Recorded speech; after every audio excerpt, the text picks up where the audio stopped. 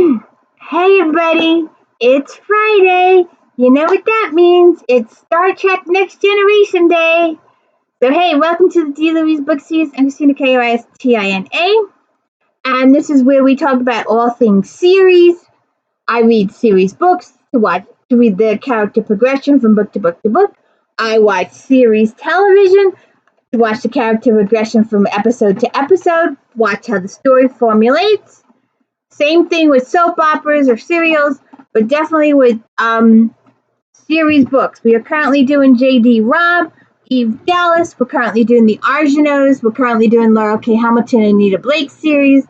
Carolyn Sparks at Stakes. And we will be doing Janet Ivanovich, Stephanie Plum, Sherilyn Kenyon, the Doc Hunters, and Catherine Coulter, Sherlock, and Savage. So this particular month, we are doing things a little different with Star Trek. I'm doing it the way they have it here. I've been told that it's changed in future,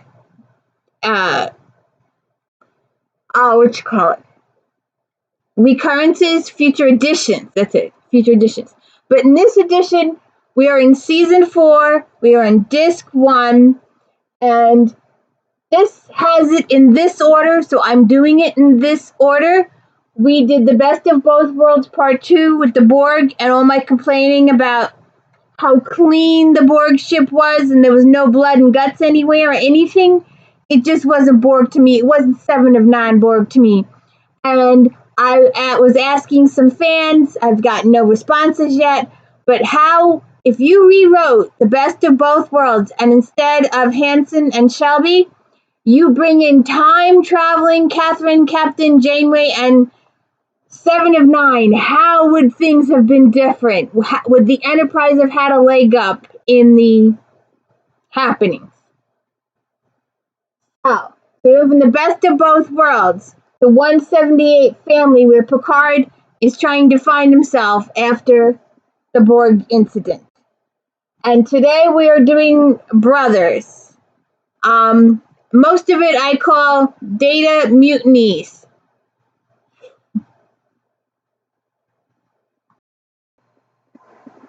And next week, Almost Human. But today we are doing Brothers. Episode 177.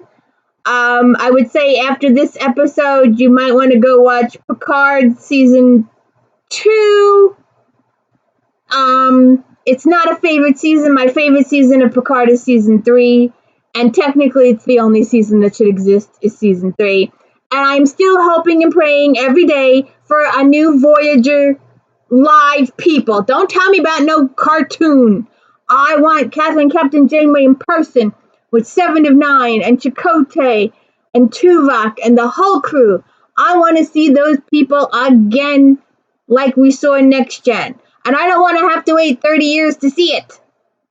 And I think we are at 30 years.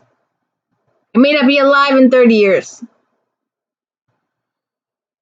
Just like my favorite author.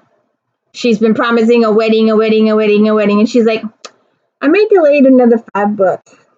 So anyways, today we are doing The Brothers. Picard has a voiceover. Due to a medical emergency, we have been forced to cut short a 2-day liberty on August 2 and set course for Starbase 416. It seems a young man's practical joke has some dangerously close to lethal conclusions. So Riker says, we have Troy, Mr. Potts, and Riker. Riker says, well, Mr. Potts, why don't we start at the beginning? Jake says, we were at the arcade, sir. I bought this balloon filled with red Pillion dye. You see, Willie is always making fun of me. I figured I'd get him back. I only meant to scare him. Troy says, slow down. Jake says, we programmed the game for an ordinary laser duel. 21 points, 4 points for... Riker's like, yes, I'm familiar with the game. Jake, we went out to the forest behind the East Arcade. There's an arcade! They exist in this time frame! Do they exist now? doesn't everybody play online? Just a thought. I told Willie that his laser pistol looked kind of funny, almost like a real one. When I went behind the tree, I put the balloon in my vest, and then, Riker says, then you made your 9-year-old brother think he killed you. Yes, sir. And then he ran away. Yes, sir. Riker says, and while he was hiding, he ate the fruit of a cove palm. It was just a joke. I didn't think this was going to happen. Riker, are you aware of the infectious nature of the parasites which inhabit cove palms? I am now. Riker says, are you familiar with the terms that I agreed to keep you boys to remain on the Enterprise while your parents went on sabbatical? That we'd stay out of trouble, sir. Mr. Data. Riker calls Data with his thingy. Riker says to Jake, think about it, Mr. Potts, and while you're at it, think about what may have happened had we not been this close to a Starbase medical facility. Data comes into the room. Were you able to contact the boys' parents? Data says they have been made fully aware of the situation, sir. Good. Escort this young man to the quarantine anteroom. Perhaps he could assist us in lifting his brother's spirits. Data says, yes, sir. Okay, now from here on out, I'm uncomfortable with the show. I am totally uncomfortable with the whole thing. You know something's gone wrong with Data, but you don't know what until much later. And it feels like to me the Data is being committing mutiny, and or someone has taken him over, which we later learn, yes, someone took him over. Excuse me. They're in the turbo lift. Riker has told them to take his Jake to the quarantine anteroom. That's what Data's doing. But in the middle of this, Data's like, and apparently he's been taken over. Jake is talking to Data, and they're having a conversation, and in the middle of it, Data just cuts off. Jake says he really could die. Data says, fortunately, we are only 2 days away from the Starbase 416, and their laboratory can isolate. Can isolate what, sir? The laboratory can do what, sir? Jake says, I know I made a mistake, and if I'm going to tell you're angry about it, but if you're not going to talk to me. And Data's like,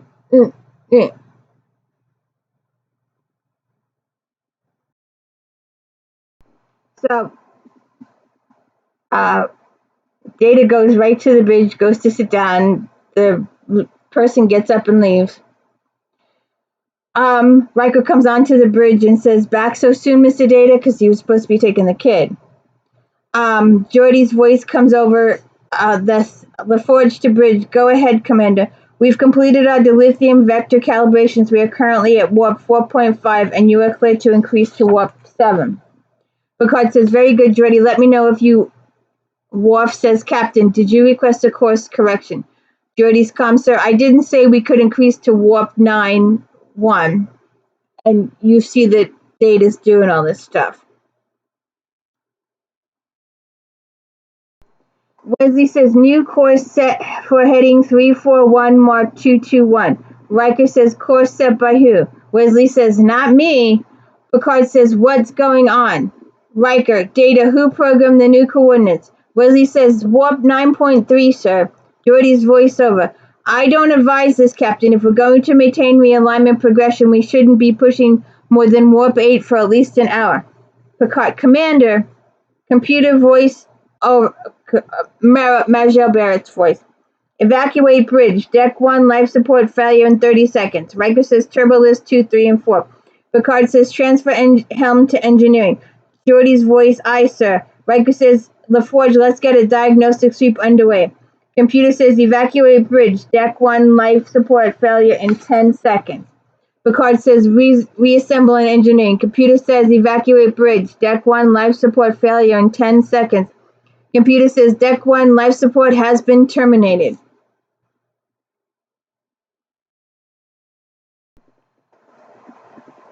They all look at Data. No one actually says anything. No one tries to talk to him. There's no dialogue at all by Data during this whole thing. No one tries to intervene. They all just accept it and get up and leave.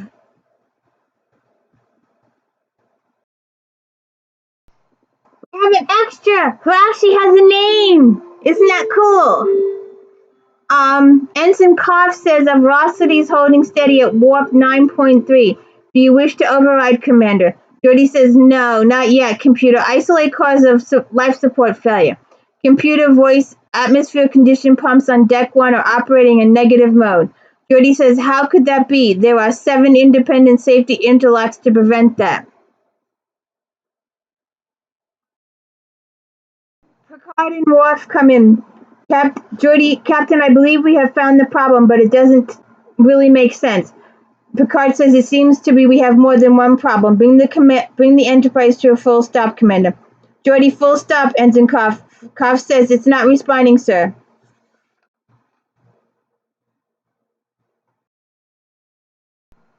Wesley and Riker come in.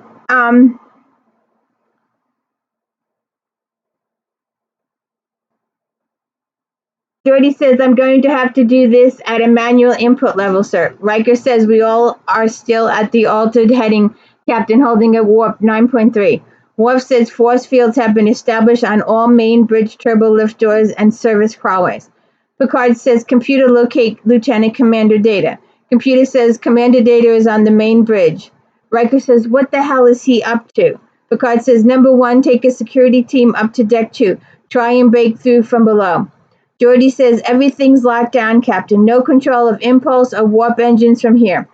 Wesley, navigation not responding either. Picard to main bridge. Commander Data, do you hear me? I repeat, do you hear me? And he just starts talking to the air, didn't press his, and I'm like, shouldn't they have to press a button or something to activate the communications? It's just, he's like, Picard to Data, what's going on? Just talking to the air, doesn't press a button, doesn't open anything. Just starts talking to the air.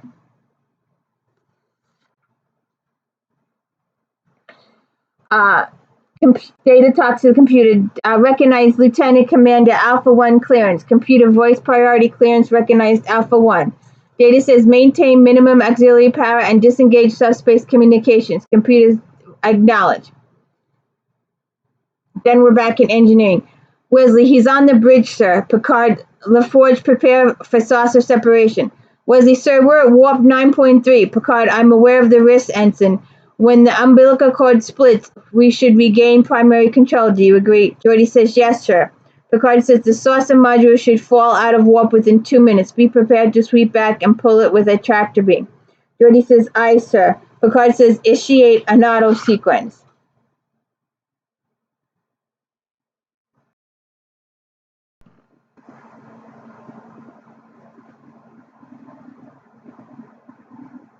So Data's on the bridge. He says in Picard's voice, computer recognized Picard, Jean-Luc, Alpha 2 clearance. Computer priority clearance recognized, Alpha 2. Data in Picard's voice, cancel separation sequence. Computer voice, sequence canceled. Data in Picard's voice, isolate all remaining command functions and accept related orders and inquiries from the main bridge only. And it's just like, you're like, what is going on here? Somebody tell us what's going on. But they wait till almost the end to fill us in on Data's mutiny thing.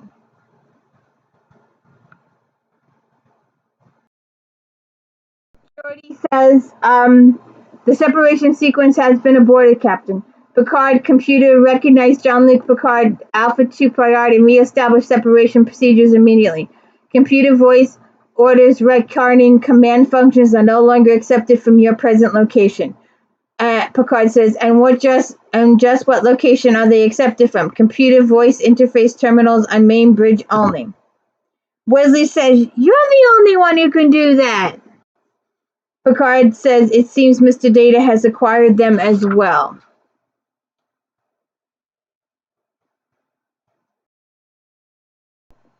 So then Riker and Worf are in the Jeffrey tubes. Worf says the isolinear suppressor extends 3.5 meters. Riker says, I've got a clear path to panel J14 Baker. What's that going to do for us? Worf says J14 Baker backs onto the science station too, Commander.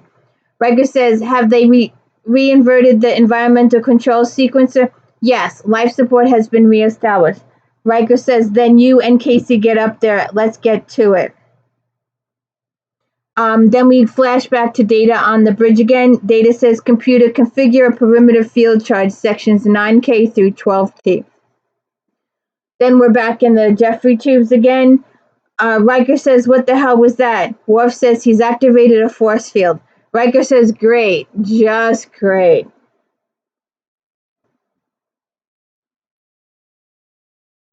Nice to see Colomini back, isn't it? I wish he had more of a recurring role or permanent role on the show.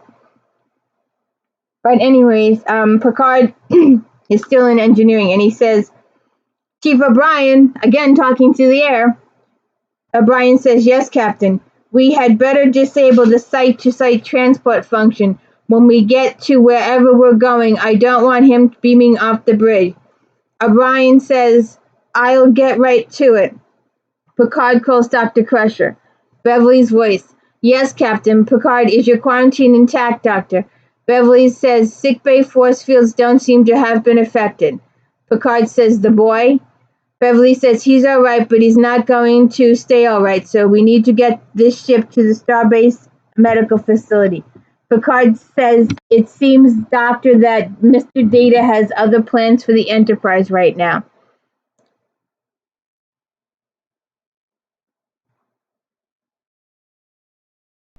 Then we're back in sickbay, and Beverly's examining Willie. And Beverly says, oh, come on, I can't believe that everybody's played a practical joke on somebody at one point or another. Willie says, not me. Beverly says, not even a little one? How about April Fools? Wow, even in this century, April Fool's jokes still exist. I got one for you. A certain radio host, or more than one host, tried to say that our mountain was going to blow up of methane gas or something like that. I don't remember the details. It was well over 20 years ago. And it had that same World of War effect, and the people bought it. So they were fired after that, I believe. I'm not exactly sure. But that was one hell of an April Fool's joke, telling us our mountain would blow up. Beverly says, are you telling me you've never tried to pull something on April Fool's Day? Willie says, what for? It's never funny to the one getting fooled. Well, I'm sure your brother didn't intend this to get out of hand. Certainly not to the degree it has. Take a deep breath. Breathe. What's so funny about making someone think you killed them? Beverly says, take a deep breath. Have you been drinking all the water I asked you to? Willie says, yes. Well, keep it up. 3 might be a slight delay in reaching the starbase, and I want. Jake, there, you see? How can I tell him if he's not going to listen to me? Troy says, why don't you try, Jake? Jake says, it's just a waste of time. He won't listen. Oh, yeah, I just wanted to show this. When he walks in the room, his brother turns away from him. That's what that convo was about. I just wanted to show that real quick. The next scene is back on the bridge. Data says, computer, prepare to transport me directly to the following coordinates. Computer says, site-to-site transport interlocks have been manually deactivated. Data says, can you override? Computer says, negative.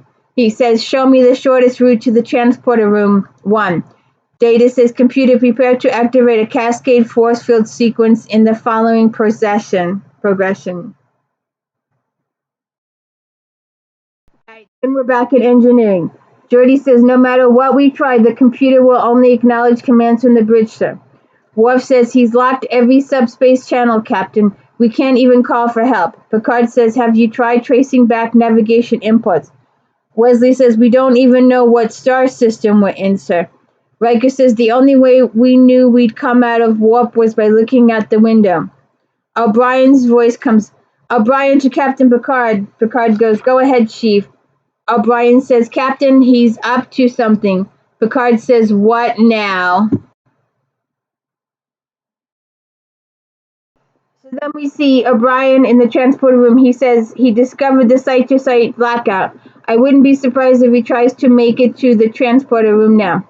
Picard says, "Mr. Worf, I want security teams along the main passageways and in every transporter room.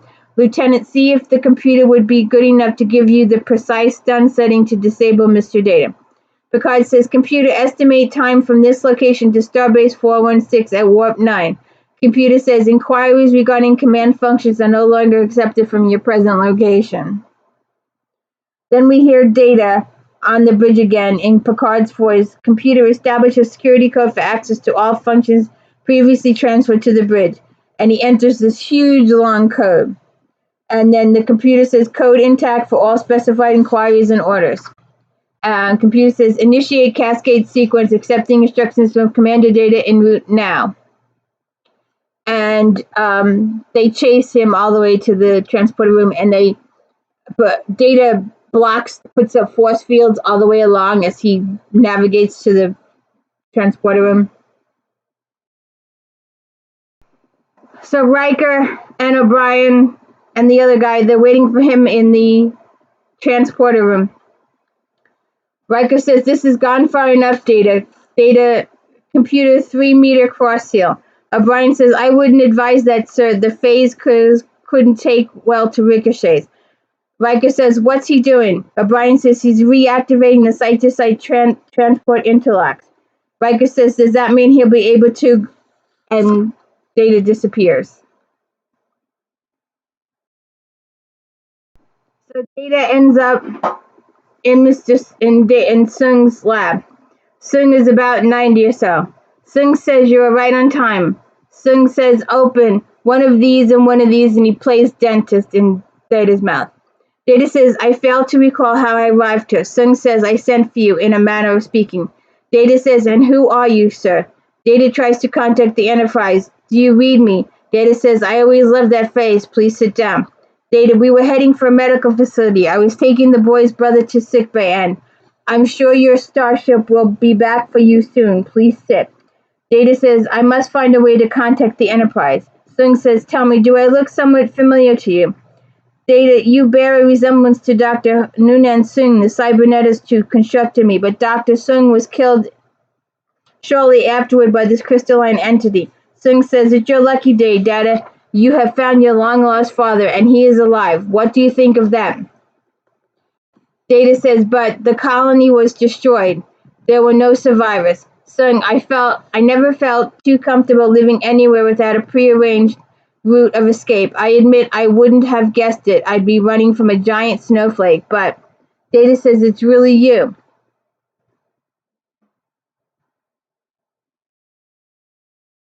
So then we're back on the Enterprise. Geordi says, "Captain, the quarantine field in sickbay." Picard says, "Yes, you have access to it." Wesley says, "When he transferred force field control to the bridge, he must have only specified the fields that he was planning to initiate. The quarantine field was already operating." Geordi says, "Under normal circumstances, we could divert that field energy and use it to cancel the force field protecting the bridge, but we have to retain the medical quarantine." Picard says, "Determine the absolute minimum field energy Dr. Crusher needs and use the test to get me on to the bridge."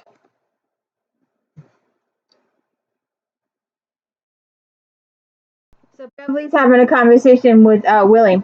She says, "How are you this morning?" Willie says, "Not so great. I'm having trouble standing up. I get sort of dizzy." Dr. Crusher says, "You heard the old story about the man who goes to the doctor. He tells the doctor when he raises his arm it hurts. The doctor says, then don't do it." So Willie says, "So if I get dizzy standing up," Beverly says, "then don't stand up." Geordi comes in and says, "Okay, Doc, we are ready. If all goes well, you shouldn't notice a thing." Beverly says, "Make sure it goes well, Commander." Beverly says, "Your brother tells me that you still won't speak to him." Willie says so. Beverly says it's hard on him too. He feels guilty about what happened. Is he he is your brother. Willie says, why is everyone so worried about him?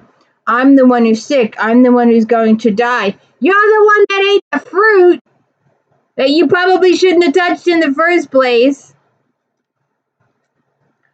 Beverly says, no one is going to die, Willie. Do you hear me? Nobody. Worf is on the bridge. Captain, we are in. Picard's voice, we are on our way. Lieutenant Worf says, computer restore tactical station. Computer voice says, deactivation of command function overrides require Alpha 2 clearance. In the turbolift, Riker says, Beverly thinks it's going to be tight. Let's hope he didn't take us too far off course. Picard says, let's hope. He gets onto the main bridge. Worf says, the computer won't answer to my clearance, sir. Picard says, this is Captain Picard. Return all command functions to stations. Computer voice, Alpha 2 clearance recognized. Please enter security code. Picard's like, security code? Worf said, Geordi says, I was afraid of something like this. Worf says sensors are operating. Well, at least that's something. What else have you got? Worf says, no fix on data, but I'm picking up a single life form on the surface, sir. It appears human. Picard says, that's one human who's got a lot of explaining to do. Per Ricky Ricardo. Sorry, had to throw that in. Lucy, you got some explaining to do. Worf says, something else, sir. What is it? He says, a small vessel entering orbit. I detect no life forms aboard. I hated this. I hated this huge. What's with this? I can't even do this. That just irritated the life out of me. I just couldn't stand it that Dr. Singh was being that petty, was being that childish at 90 years old, just to show that he had that much control over Data. That just, this whole episode just bothered the life out of me. Because Data's supposed to be the honest engine type, and to have someone take control of him and make him immunity and possibly kill a child, possibly. The whole thing just irritated the life out of me. And you had to see this coming. If this was a Data thing, it had to be a lore thing too. You had to see it coming. So, Sing's like, good, keep it up. Old Tom Hardy swore you'd never master that. Data, whistle for me. Well, that's enough. Data, I've been able to keep track of you from time to time. You've become somewhat of a celebrity in cybernetic circles. Why Starfleet? I will apologize for that clock. It doesn't tell time. It hasn't told time in 20 years, but it still goes off. Data says, sir, I gave you the ability to choose whatever you wanted. Why Starfleet? Data says, it was Starfleet officers who rescued me. So you decided to emulate your emancipators. How disappointing. Data says, what choice of vocation would you have met with your approval? I had often hoped you might become a scientist, perhaps a cybernetist. Now, Data did construct a child not too long ago, if you remember that, but they don't even bring that up here. To follow in your footsteps, as it were. I see nothing wrong with that. May I ask you a question, sir? Certainly, anything you like. Why did you create me? Why does a painter paint? Why does a boxer box? You know what Michelangelo used to say. The sculptures he made were already there before he started, hidden in the marble. All he had to do was remove the unneeded bits. It wasn't quite that easy with you, Data, but the need to do it. My need to do it was no different than Michelangelo's need. Now let me ask you a question. Why are humans so fascinated with old things? Old things? Old buildings, churches, walls, ancient things, antiques, blah, blah, blah, blah, blah. And Data says there are many possible explanations. Sung says if you brought a Nufian to Earth, he'd look around and say, tear that old village down. It's hanging in rags. Build me something new, something efficient. But to a human, that ancient wall, that old house is a shrine, something to cherish. Again, I ask why. Data says perhaps for humans, old things represent a tie to the past. And what's so important about the past? People got sick, people needed money. Why tie yourself to that? Humans are mortal. They seem to need a sense of continuity. Why? to give themselves meaning, a sense of purpose. We all need a sense of purpose. These videos are giving me a little bit of a sense of purpose. My 28 books that I compiled and transcribed and published gave me a sense of purpose until I end up broke and need a job. Sorry about that. So they go on, they have this big theoretical talk, a really long theoretical talk. So then Laura comes in.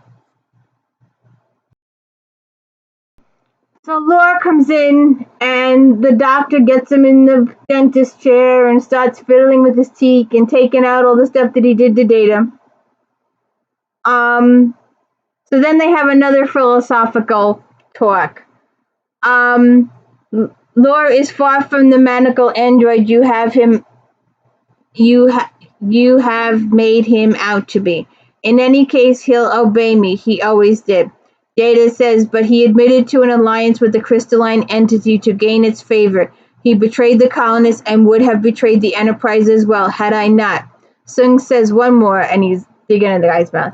So, you're still alive. I'm surprised you woke me. Why didn't you just take me apart again and be done with it? That's why the two of you captured me. Sung says, Data had nothing to do with this, Law.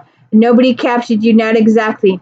You see, both of your brains contain a simple homing device. Data's was activated purposely. Yours, well, until you walked in that door, I didn't know you had ever been reassembled. Laura says, no thanks to you, but thanks to you, dear brother. I spent nearly 2 years drifting in space. If it hadn't been for a fortunate encounter with the Falk Packle trade ship, I'd still be out there. Data says, I have no alternative. You would have destroyed the Enterprise. Laura says, well, since I appear to be uninvited guest at your little party, I'll leave with your beloved son and be on my way. No, wait. Stay here. There are questions I can answer. You'll have no chance to ask them later. See, I am dying. Data's like, dying from what, sir? Laura says, wait a minute. What do you mean you're dying? You look fine. You're not that old. You look fine. What is this, some kind of trick? We're back up in the observation lounge. Picard, Riker, Beverly, Troy, Geordi, and Worf. Worf says, we have control of sensors, life support, and auxiliary power, Captain, but nothing more. Picard says, the code, Mr. LaForge. We can't even locate the file address. At least that would tell us how many digits we're talking about. Not that it would really help. Picard says, I want something that will really help. Beverly says, and quickly, Willie Potts has 24 to 36 hours tops to live. If it goes longer than that, the only thing Starbase 416 will have to do is post-mortem. Riker says, Geordi, if the computer's programmed to allow Data to transport down, it would figure that it would allow him to beam back up, right? Geordi said it would figure. Riker says, Data left a trace imprint when he beamed down. Geordi says, sure, everyone does. Riker says, so what would be involved in pulling that trace and finding a way to make the computer think someone else is Data? Maybe a few someone else's. Geordi says we'd have to access the transport controller and reset it to a testing mode. Convince it that it's back in school accepting simulated inputs. That's not going to be easy without the main computer. But we could network a few tricorders together. Picard says, try, Mr. LaForge. Geordi says, yes. So then we're back in Sung's lab. Laura's like, you did what you had to do? What kind of answer is that? Sung, the only one I can give you. You were not functioning properly. Laura told me the colonists envied him because you made him so completely human. Sung says, I wouldn't exactly have used the word envious. Laura says, you disassembled me, took me apart. Data says, Laura said also the colonists petitioned you to replace him with a less perfect android. Sung says the last thing you should think of yourself as Data is less perfect. The two of you are virtually identical except for a bit of programming. Data said it was a lie, another lie. Laura says I would have proven to you that I was worthy if you had given me the chance, but it was easier to turn your back and build your precious Data. Sung says you were your first. You meant as much to me as Data did, but you were unstable. The colonists weren't envious of you. They were afraid of you. You were unstable. Data says, I'm not less than perfect. And they go through this whole spiel. And it's like 5 pages. But Laura's like, why didn't you try and fix me? And Sung says it wasn't that easy. And then Data keeps repeating, I'm not less than perfect. And Sung says, sit down, both of you. And like I said, they have a long conversation. And then Data says, Laura says that Sung says, excuse me, he's got the emotion chip and he's going to give it to Data. But he's tired, so he goes and sits down. Oh, I forgot to mention that Sung reveals the whole reason why he brought Data here was that he made the emotion chip for Data, and he was going to install it, but we have a problem before that happens. Okay, so then we're back on the Enterprise. Picard says, they're sure this is going to work. Riker says, nobody knows the transporters better than O'Brien and LaForge. They tell me they've managed more than a sleight of hand with our authorization codes. Picard says, and they can insert them into the recall loop.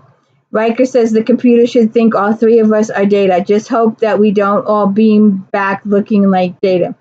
O'Brien says, whenever you're ready, sir. Picard says, bring him home, number one, and they energize, and they go down to the surface. And we're back in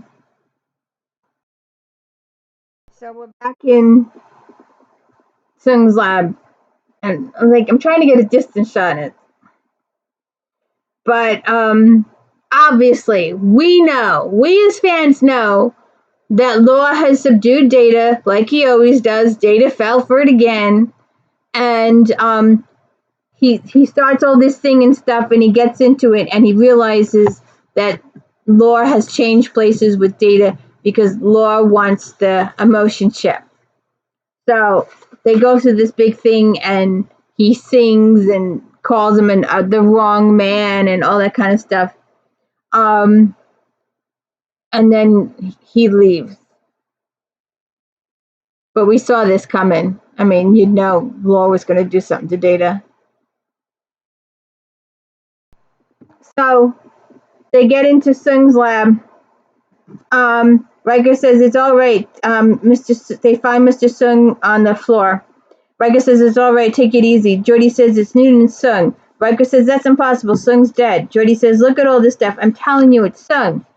Riker says, I'm Commander William Riker of the Starship Enterprise. Riker tries to help him up. Do you mind telling me what's going on here? Data says, he surprised me. What has happened here, Dr. Sung? Dr. Sung says, I couldn't tell you apart. There was only one chip. I tried to tell him, but I couldn't. I couldn't build another one. Riker says, tried to tell who? Damn it, Data, what's going on here? Data says, Law, sir. He was inadvertently summoned here by the same signal which activated my homecoming circuitry. It seems that after 2 years in Interstellar, he was. Riker says, Mr. Data, there's a very sick little boy on the Enterprise who is not getting anywhere. We are dead in the water until you get us out of here. Sung says, it's all right. Access your third nested memory file and execute instruction 5155. It will clear your memory block. Data says, I was unaware of the inconvenience I caused, sir. Riker says, we'll discuss that later. You're coming too, Doctor. You need to get to sickbay. Sung says, young man, I have lived here a long time. I have no plans to die anywhere else. Data says, but sir, a medical facility could most likely. Sung says, go, Data. Go with your friends. Data says, may I have a moment to say goodbye, sir? Sung says, everybody dies, Data. Well, almost everybody. Data says, do you believe in some ways we are alike? In many ways, I'd like to believe. Then it's all right for you to die because I will remain alive. Data, you know I can't grieve for you. Sung says, you will in your own way. Data says, goodbye, Father. And he grieves for Tasha Yar. He's got that little thing of Tasha Yar. So yeah, Data does feel. Or thinks he feels. Or we think he feels. I like to believe he does. Okay, then we're back on the Enterprise. Picard is doing a voiceover. We've been at Starbase 416 for 3 days. Young Willie Potts is responding well to treatment and has been returned to the Enterprise. Picard talks to Beverly. The transfer went well. Beverly says yes, he'll remain in quarantine for another week or two, but he's out of the woods. Picard says, splendid. I see your gifts have been well received. Data says, yes, sir. The two boys have reconciled the difference. He gave them dinosaurs, little action figure dinosaurs. Beverly says, they're brothers, Data. Brothers forgive.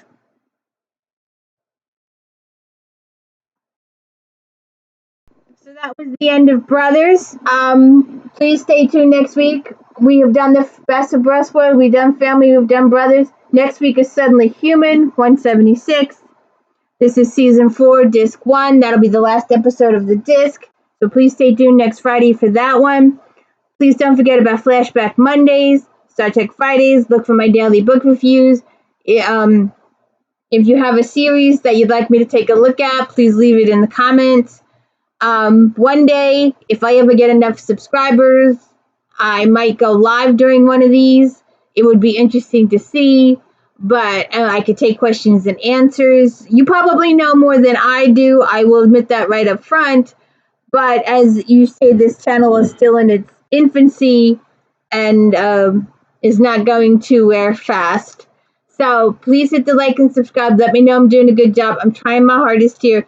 It takes me about 12 hours to watch one episode, absolutely seriously, because I'm writing everything down and writing my notes and comments the whole way, and I'm forever stopping. So it takes me 2 to 3 days to watch this. So I'm hoping you all put your time and effort into watching it for me. But please hit the like and subscribe. Thank you very much for showing up. Have a good day.